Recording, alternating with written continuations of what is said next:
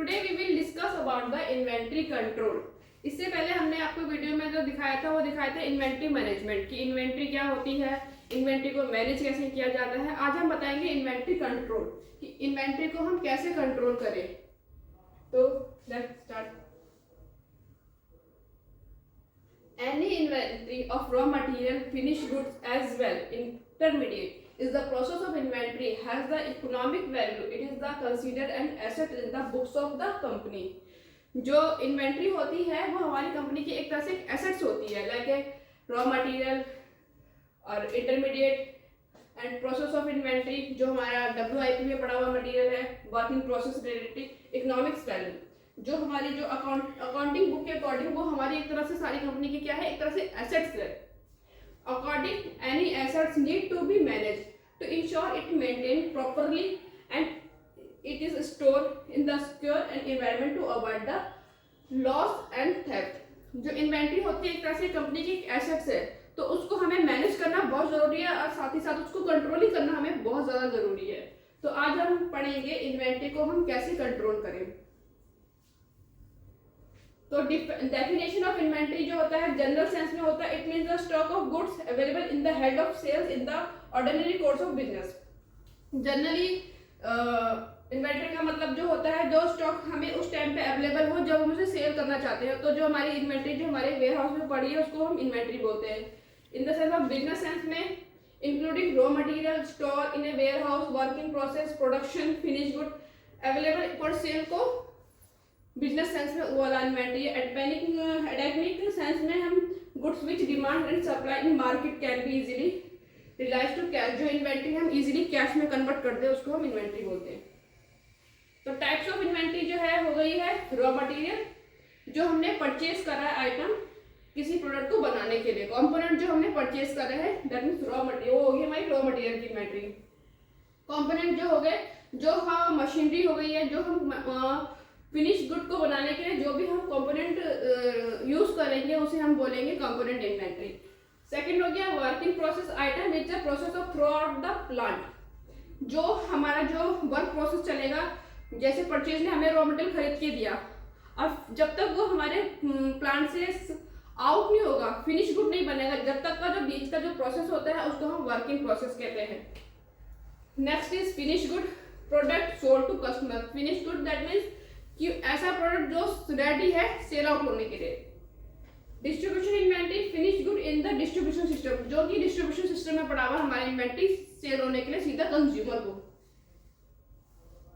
यहाँ पे दिखाया है रॉ मटेरियल कंपोनेंट, जो हमारे कंपोनेंट यूज हो रहे हैं, वर्किंग प्रोसेस में कितना मटेरियल है, फिनिश गुड जो तैयार हो गया, डिस्ट्रीब्यूशन इन्वेंट्री जो हमने मटेरियल भेज दिया है, मेंटेनेंस रिपेयर मतलब MRO इन्वेंट्री। ये सारी हमारी टाइप्स ऑफ इन्वेंट्री हो गई। What are the objective of inventory management system? Does your business have inventory management system? क्या आपका जो सिस्टम है वो इन्वेंट्री मैनेजमेंट के अंडर है या नहीं है, ये देखना पड़ेगा आपको। Do you have all the item right product available at the right need to need? आपके पास जो प्रोडक्ट है वो जब उसकी जरूरत है तब आपके पास अवेलेबल है या नहीं, वो आपको चेक करना पड़ेगा।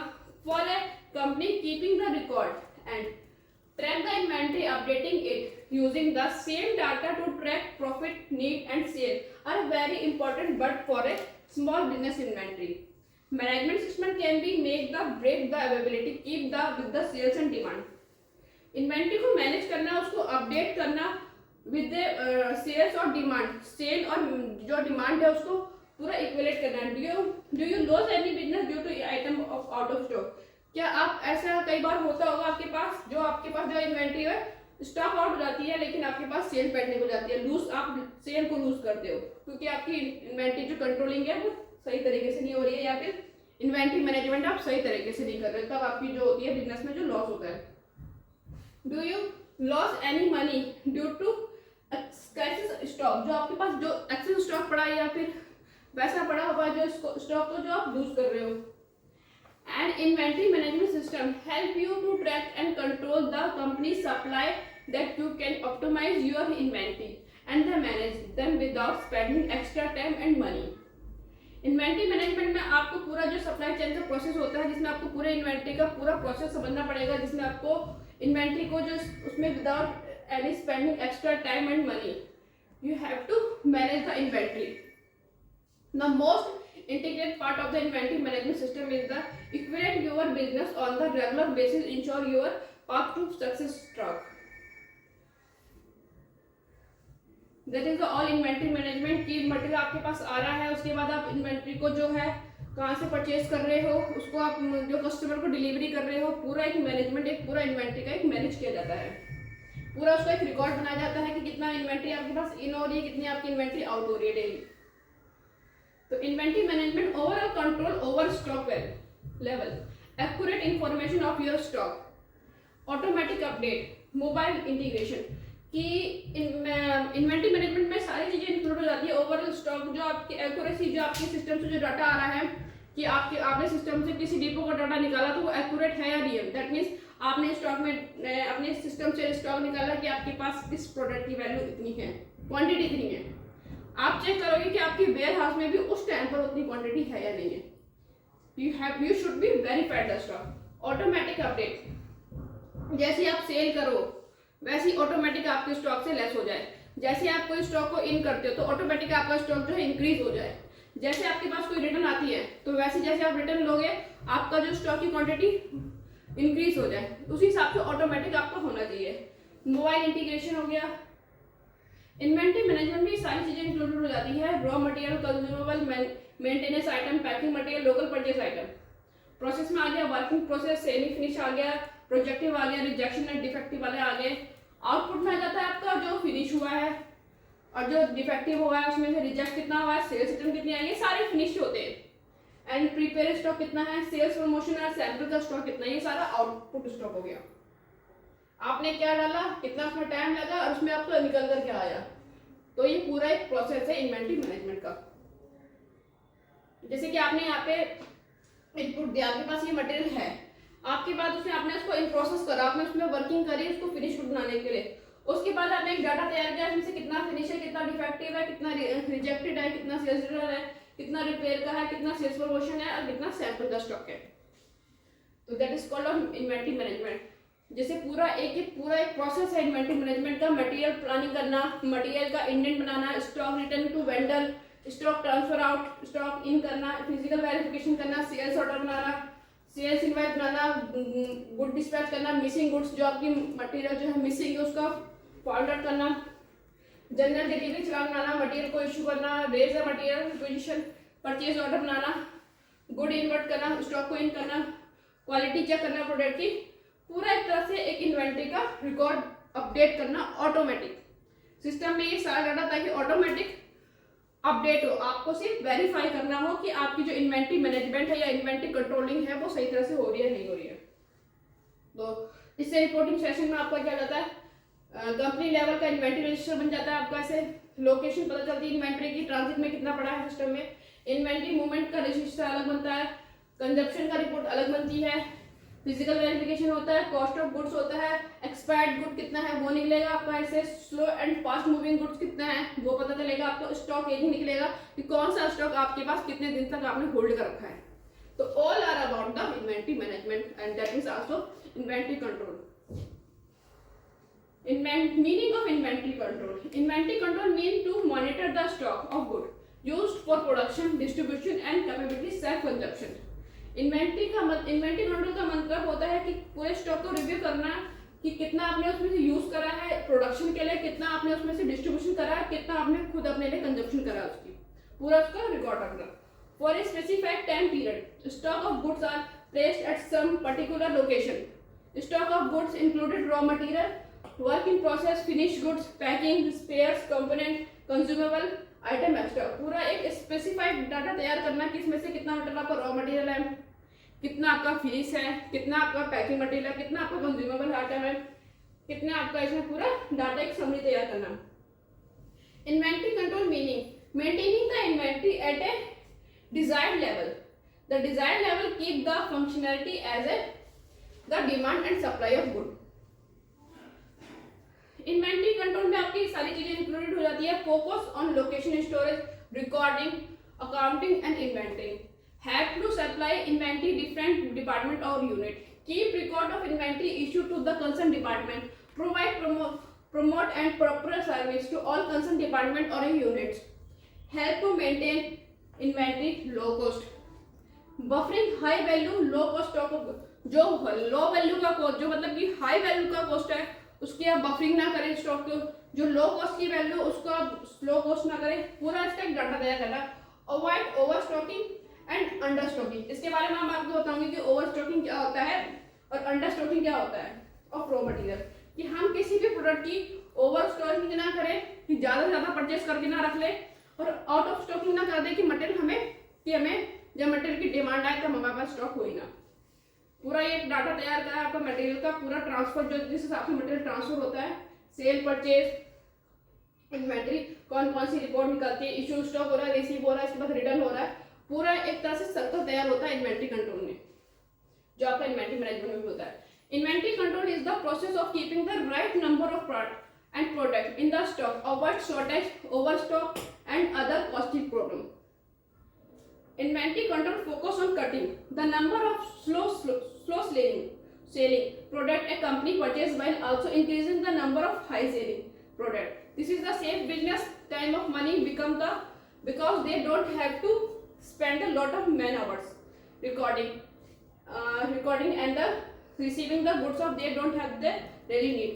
Plus they avoid the devoting precious warehouse space to hand those products which is cut down on the carrying the goods and affordable more rooms of the faster selling product. हमें जो होता है जो products तो है divide करना पड़ता है, जो स्लो मूविंग है प्रोडक्ट उसको हम कटिंग करें, उसको हम अपने जो प्रोडक्ट की शीट है उसे हम कम करें, जो स्लो मूविंग चल रहे हैं, जो जिनकी सेल बहुत कम है या जो बहुत कम बिकता है या किसी पर्टिकुलर टाइम पे बिकता है जिसकी सेलिंग ही मतलब ना के बराबर है, उसको हम कटिंग करें। और जो हाई सेलिंग है जो मार्केट में सबसे ज्यादा चलता है या जिसकी जो है डिमांड जो है मार्केट में सबसे ज्यादा है उसकी हम इंक्रीज करें सेल। फास्टर सेलिंग को हम ऐसे हम प्रोडक्ट को मतलब जो प्रोडक्ट है हमारे उनको डिवाइड कर लें कि ये हमारे हाई सेलिंग प्रोडक्ट है, ये हमारे लो सेलिंग प्रोडक्ट है, तो जो हमें फोकस करना है वो हाई सेलिंग प्रोडक्ट पे करना है या कि फिर जो लो सेलिंग है उस प्रोडक्ट पे। By using inventory control you have are able to protect the against the marketing rash decision and you have also avoid the pain and expected that come from your overstocking of inventory. Inventory control अगर आप use करते हो तो आप अपने आप को बचा सकते हो किससे, रैशिंग डिसीजन से, कि आप एकदम से मार्केट में हो और आप एकदम से डिसीजन ले रहे हो मुझे ये मटेरियल 10 टन चाहिए, ये मुझे 15 टन चाहिए। जब तक आप इन्वेंट्री कंट्रोलिंग नहीं करोगे, आप इन्वेंट्री कंट्रोलिंग को समझोगे नहीं कि इन्वेंट्री कंट्रोलिंग क्या हो, तब तक आपका जो डिसीजन होगा वो भी बहुत तरीके से गलत होगा। वो सिर्फ आपके लिए नहीं, वो कंपनी के लिए भी गलत होगा, क्योंकि उससे कंपनी की क्या हो जाएगी, ओवर स्टॉकिंग हो जाएगी। आपके कहने पे कंपनी क्या है, ज्यादा मटेरियल परचेस कर लेगी, जिससे क्या होगा, हमारी कंपनी का ओवर स्टॉकिंग हो जाएगा, जो कि कंपनी के लिए भी बहुत बड़ा लॉस है, क्योंकि इसके लिए हमारी स्टोरेज के भी लगेंगे चार्जेस, परचेजिंग की भी ज्यादा लगेगी, मैन पावर की भी ज्यादा लगेंगे। तो आपकी एक गलत डिसीजन से हमारा जो होगा क्या होगा, फैक्ट्री में ओवर स्टॉकिंग हो जाएगी। तो इसीलिए इन्वेंट्री कंट्रोल के बारे में आपको पूरा रीड आउट करना पड़ेगा। Stock out. A stock out is the event of the which inventory currently available. Stock out का मतलब होता है जो प्रोडक्ट आपकी कंपनी के पास नहीं है उस टाइम पर्टिकुलर टाइम पे जब उसकी सेल चल रही है, तो उसको बोलते हैं हम स्टॉक आउट। तो previously preventing and the item from the beginning purchase or shipment, a stock out can cause lot of frustration of the customer, especially if there no indication when the item will be back in the stock and available for the purchase. Stock out आपका जो होता है वो किस वजह से होता है, या तो आपकी जो आपकी कैलकुलेशन है वो रॉन्ग है, जो मार्केट से जो डिमांड आ रही है वो आपने गलत डिसाइड मतलब गलत वैल्यूएशन कर रही है उसके, जिसकी वजह से आपकी जो होता है प्रोडक्ट का स्टॉक आउट होता है। A stock out happen when you are low in the stock or out of the stock certain particular product raw material या मार्केट में रॉ मटेरियल अवेलेबल नहीं है, that's also called stock out.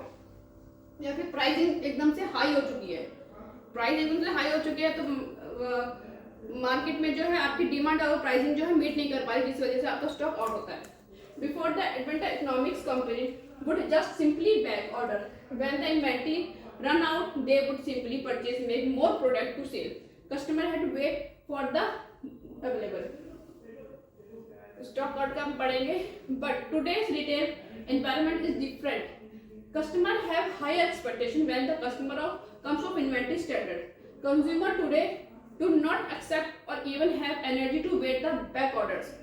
आपका जो आज के टाइम पे जो है वो वेट नहीं करता है कि यार इस कंपनी के पास ये प्रोडक्ट नहीं है तो मैं 2 महीने वेट कर लेता हूँ, जब इस कंपनी के पास परचेज आएगा ऑर्डर तब मैं इसको परचेज कर लूंगा। वो इतना वेट नहीं करेगा, वो तुरंत ही जाकर दूसरी कंपनी से उसी प्रोडक्ट को, सेम प्रोडक्ट को परचेज कर लेगा। वो आपके लिए आपका स्टॉक आने तक का वो वेट नहीं करेगा।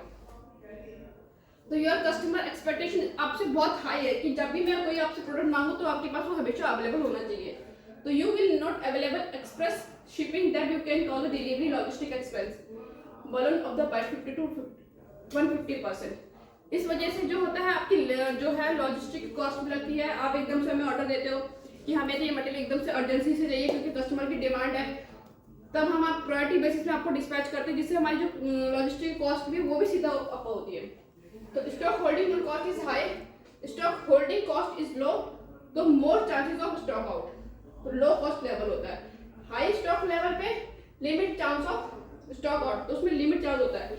इसका जो सोल्यूशन होता है कि हमें कुछ प्रोडक्ट है ऐसे बना लेने चाहिए, हाई स्टॉक में होना चाहिए जिसका हमारे पास इन्वेंट्री स्टॉक आउट होने की उसकी चांसेस जो कम हो। तो lost revenue and high opportunity cost, stock out can make the potential sale go bust, revenue will be affected because of the high opportunity cost or every unit customer would have paid for it the item but available on hand। Customer केवल वही item को मतलब देने के लिए तैयार है, उसका अमाउंट जिसको अवेलेबल उस कंपनी के पास इन हैंड, उसके हाथ में वो मटेरियल पड़ा है, उसी की वो कॉस्ट देने को तैयार है।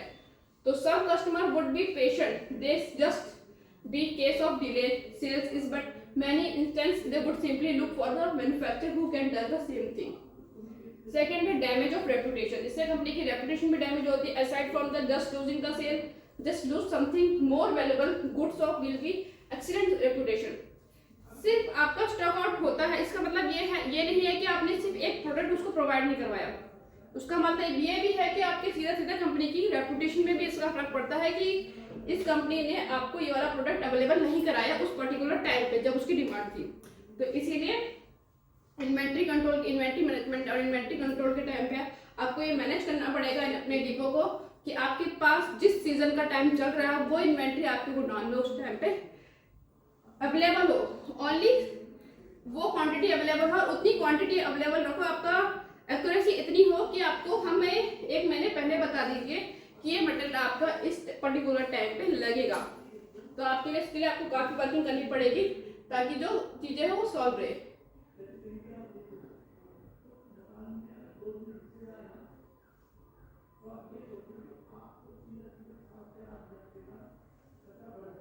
अवॉइडिंग प्रोडक्ट स्टॉक आउट, तो इसलिए हमें अवॉइड करना चाहिए कि हमारे जो गोडाउन में जो स्टॉक है वो स्टॉक आउट ना हो, ताकि जब कस्टमर आए तो हम उसको ये ना बोल सके कि हमारे पास जो प्रोडक्ट है वो अवेलेबल नहीं है। If having too much inventory, अब stock out, over stock out क्या होता है? ओवर स्टॉकिंग होता है if you having too much inventory is okay, ये ठीक है कि चलो आपके पास इन्वेंटरी बहुत ज्यादा है, जब भी कस्टमर आएगा आप हमेशा रेडी रहोगे उसको सप्लाई करने के लिए क्योंकि आपके पास स्टॉक हमेशा अवेलेबल रहेगा। Then this is the easy call, ये बहुत इजी है आपके लिए कि मटेरियल भाई किसी की डिमांड आई इतना चाहिए, आपके पास हमेशा अवेलेबल रहेगा, आप उठा के उसको दे दोगे। You will be just produce to have more than you should, आपको हमेशा जो आपकी जरूरत है उसके हिसाब से आपको ज्यादा प्रोडक्शन करनी पड़ेगी हमेशा। तो that is not always the case. The overstocking is the practice of the carrying too much of the product is the inventory just dangerous to our business. लेकिन एक डेंजरस भी है अगर आप ओवरस्टॉकिंग करते हो किसी प्रोडक्ट की, कि आपको जैसे लगता है कि आपकी मार्केट में डिमांड है केवल 10 KL की, लेकिन आप उसकी ओवरस्टॉकिंग करते हो कि नहीं मैं इसको 20 KL के आसपास या फिर उसको डबल या फिर ट्रिपल करके आप उसकी ओवरस्टॉकिंग करते हो, तो ये आपकी कंपनी के लिए भी बहुत बड़ा नुकसान है क्योंकि इससे आपकी कंपनी की पूरी चीजें हिलेगी। जैसे कि आपका ओवरस्टॉकिंग होगी, गोडाउन रेंट, आपको गोडाउन में ज्यादा स्पेस लिया जाएगा, जिस आप ओवरस्टॉकिंग कर लोगे तो आपका उस स्टॉक को आप ओवरस्टॉकिंग कर लोगे जिसकी लिमिट थोड़ी सी है, बट आपको जिस चीज की डिमांड है आप उसको कम कर पाओगे। इसी हिसाब से आपको ओवरस्टॉकिंग भी एक तरह से एक डेंजरस सिचुएशन हो जाती है किसी भी ऑर्गेनाइजेशन के लिए। तो higher capital tied to segmentation of the inventory for the small manufacturer of business, building your inventory required capital by trying too much money और inventory that does not sell. you lose the opportunity to derive of the use of the capital somewhere as that you will be get better return. ये आपका पूरा हो गया. Buffer stock अगर आप बना के रख देते हो तो आपकी जो कंडीशन होगी आपके गोडाउन की ये वाली होगी. Higher holding cost. You will definitely pay more to store to hold your physical inventory. Warehouse space can be expensive. If you have a special requirement like cooling or security, you will be even pay to more additional cost. आपको ये सारी कॉस्टें पे करनी पड़ेगी अगर आप over stocking रखते हो अपने स्टॉक को. तो aside from you will also need to pay the insurance of the all stock. आपको इंश्योरेंस भी पे करना पड़ेगा अगर आप ओवर स्टॉकिंग करोगे तो. To make sure that your product covered in case of disaster, future fueling and holding fees. ये सारी चीजें जो ये सारे एक्सपेंसेस आपके सीधा सीधा इंक्रीज हो जाएंगे अगर आप किसी भी प्रोडक्ट की ओवर स्टॉकिंग करोगे. अपने गोडाउन में किसी प्रोडक्ट को अपनी रिक्वायरमेंट से ज्यादा अगर आप रख लेते हो तो potential wastage of cost. Most physical product have expiration. सभी प्रोडक्ट की एक एक्सपायरी डेट होती है क्योंकि वो एक पर्टिकुलर टाइम तक ही चलते हैं. चाहे फूड कंपनी होगी तो उनका तो काफी कम टाइम का होता है. कोई मेडिकल की स्टोर होगी तो उनका भी एक कम टाइम का एक्सपायरी डेट होती है. अगर वो ओवर स्टॉकिंग कर लेंगे तो उनको सीधा सीधा केवल इन चीजों का नुकसान नहीं होगा. उनको स्पेशली उनको जो प्रोडक्ट उन्होंने ओवर स्टॉकिंग करी है एक टाइम के बाद वो भी एक जीरो हो जाएगा. तो इसलिए ओवर स्टॉकिंग का आपका ये भी लॉस है.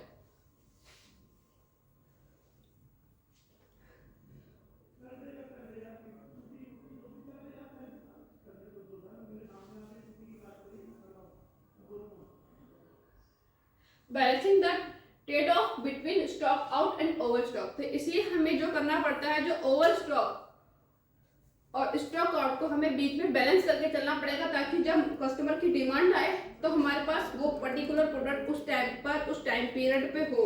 और दूसरा हम उस प्रोडक्ट को ओवर स्टॉकिंग भी ना करें कि हमारे पास डिमांड कम है पर हमने उसकी जो प्रोडक्शन है वो उससे कई ज्यादा कर दिए. तो हमें पूरा इसका वर्कआउट करना पड़ेगा उसमें बैलेंसिंग कैसे करनी चाहिए. So which is the better to be honest not of the surplus and the other. दोनों कंडीशन दोनों ही अच्छी नहीं है. स्टॉक आउट भी हमारे लिए अच्छा नहीं है हमारी कंपनी के लिए और ओवर स्टॉकिंग भी हमारी कंपनी के लिए अच्छा नहीं है. दोनों ही चीजें जो है कंपनी पे बहुत इंपैक्ट करती है. तो आप हमको बताएंगे इसका क्या है.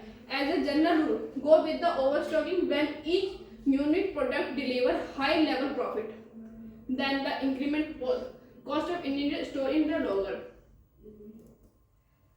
अब आपको ओवर स्टॉकिंग आपको उन प्रोडक्ट की करनी चाहिए जो आपके हायर कॉस्ट लेवल प्रोडक्ट है जो जिसकी जो वॉल्यूम है वो ज्यादा है. Then you incremental cost of needed उसको आप हाई प्राइस में करके उसको वॉल्यूम ऑर्डर को expected to move the in the future. Over stocking if large volume order the expected to be move in the future.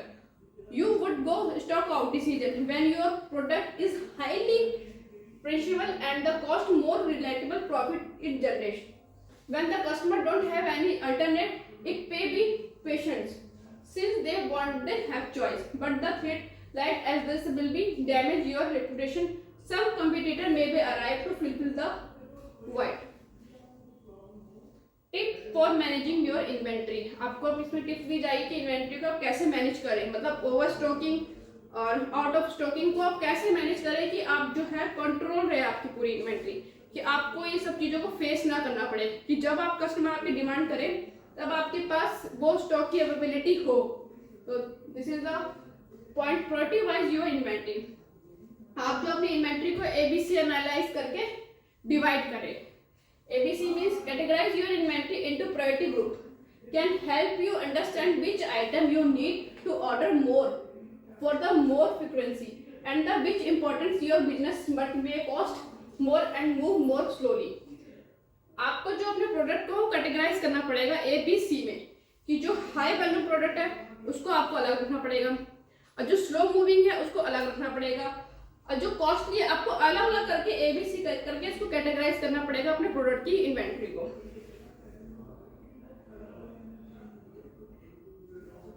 This is the inventory categorization technique split subject into 3 categories to identify the item that will have heavy impact to overall inventory cost. First category है A.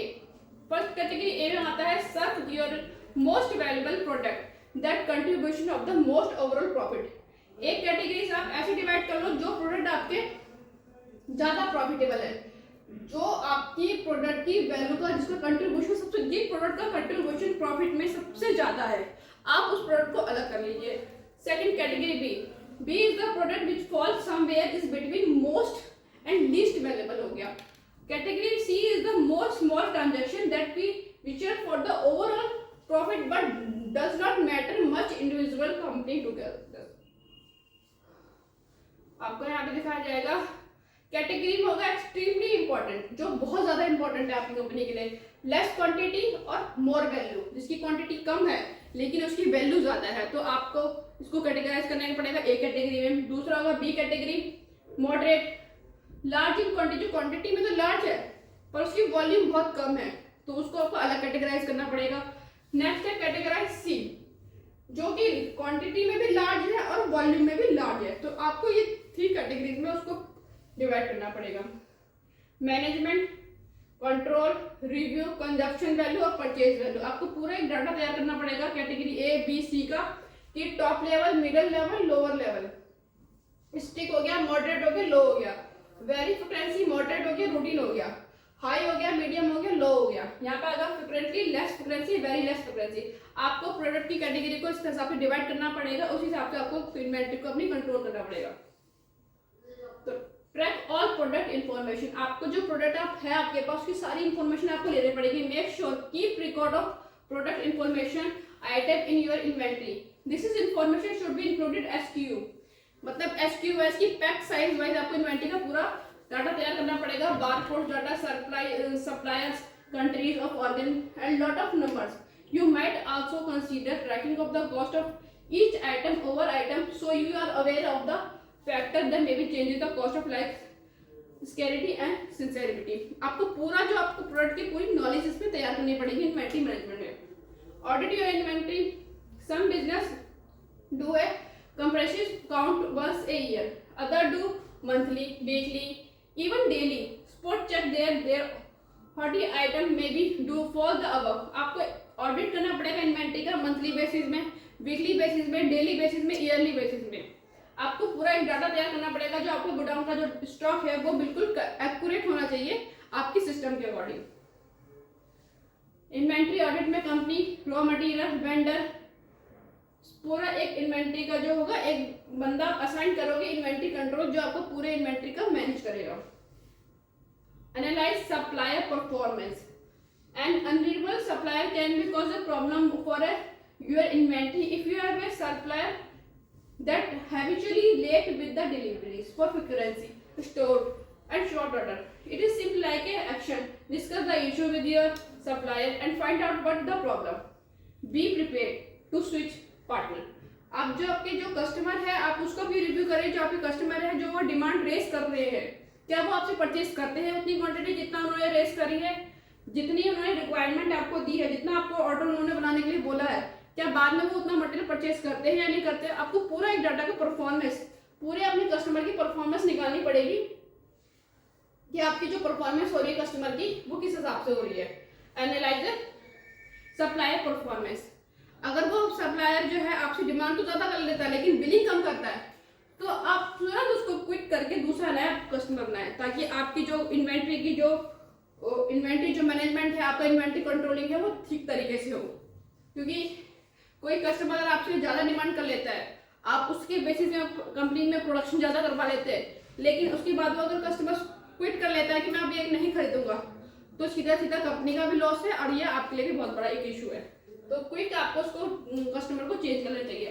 तो आपको एक supplier के हिसाब से एक performance बनानी चाहिए। 5 step of strength, regular inspection करना चाहिए, एनालाइज करना चाहिए, लिमिट सप्लाई रखने चाहिए, रेगुलर मीटिंग करनी चाहिए, शेयरिंग ऑब्जेक्टिव एंड KPIs, की पॉइंट्स रखने चाहिए कि रेगुलर इंस्पेक्शन करो अपने सप्लायर की, जो अपने सप्लायर बना रखे हैं वो कितना इंटरेक्शन आप कितना कर रहे हो उन लोगों के साथ। Analyse the performance, limit supplier रखो, अपने लिमिटेड कस्टमर रखो जिनके साथ आप इंटरेक्ट कर सको डेली बेसिस, और उनके साथ एक सप्लाई परफॉर्मेंस एक चार्ट तैयार कर रखो। Practice the 20 into 20 inventory rule. A general 80% of your profit comes from 20% of your stock। आप कभी देखोगे इन्वेंटरी को तो 20% आपका स्टॉक जो है जो हाई वॉल्यूम का हो गया, जो हो गया, वही आपको 80% प्रॉफिट प्रोवाइड करवाता है। दैट मीन्स अगर आपका डाटा जो है, अगर आप किसी छोटे से डाटा में काम करते हो तो जो उसका इनपुट निकलता है वो बहुत ज़्यादा निकलता है, क्योंकि आप उसमें अच्छे से रिव्यू करते हो।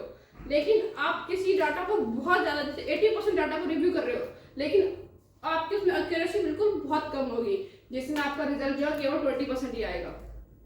तो आपको 20-80-20 का रूल अपनाना चाहिए। So companies need to understand top performing and slow selling ones, distribution attention, the resource accordingly to increase your sale. You have to take a step future further and identify the product with the higher margin within that 20%, give the more favor to those highest performance product. You can successfully optimize the inventory in the quality and quantity. यहाँ पे दिखाया गया 20% input दे रहे हो तो आपको जो result आता है वो 20% आता है। पर अगर आप 20% इनपुट देते हो और पूरा अच्छे से देते हो, व्यू आप विचुअल हो जाते हो केवल क्यू टास्क करने में, तो जो उसका रिजल्ट निकलता है वो 80% निकलता है। तो you have to do 20% effect and 80% आपका रिजल्ट आता है उसमें। Be constant in the how you review stock. आपको कंटिन्यूसली जो है अपने स्टॉक को रिव्यू करना पड़ता है। It may be seem like a common sense to make sure incoming inventory is the proceed, but do you have a standard procedure that everyone follow? Does each employ receiving and processing incoming stock out to differently? जो आपके under जो लोग रखे हुए हैं वो same एक standard format follow करना चाहिए इन्वेंटरी कंट्रोलिंग के लिए, कि जब इन हो रहा है तो किस हिसाब से इन करना है, किस पर्टिकुलर प्रोडक्ट में लिखना है, तो पूरा एक प्रोडक्ट का हमें करना पड़ता है। ट्रैक रखनी चाहिए सेल की।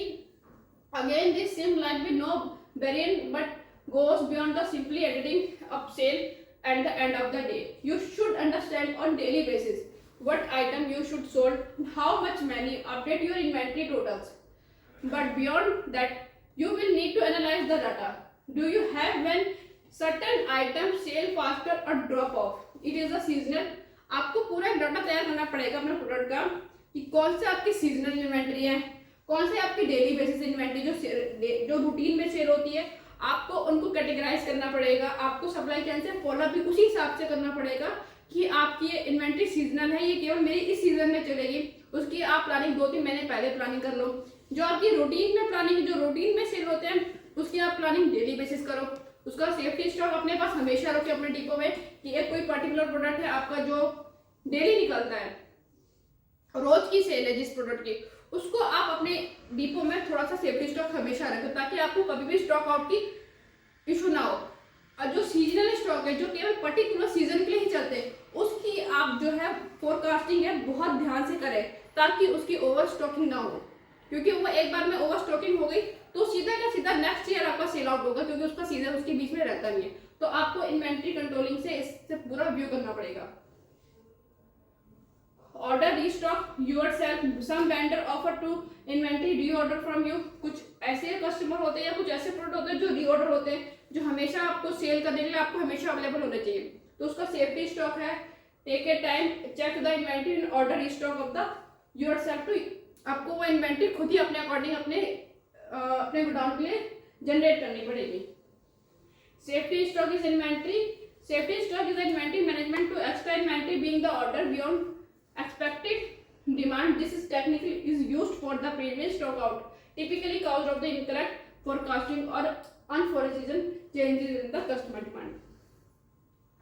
Next है FIFO और LIFO, कि ये मेथड आपको अपने हर वेयर हाउस में अप्लाई करना चाहिए। FIFO LIFO are the method to determine the cost of inventory.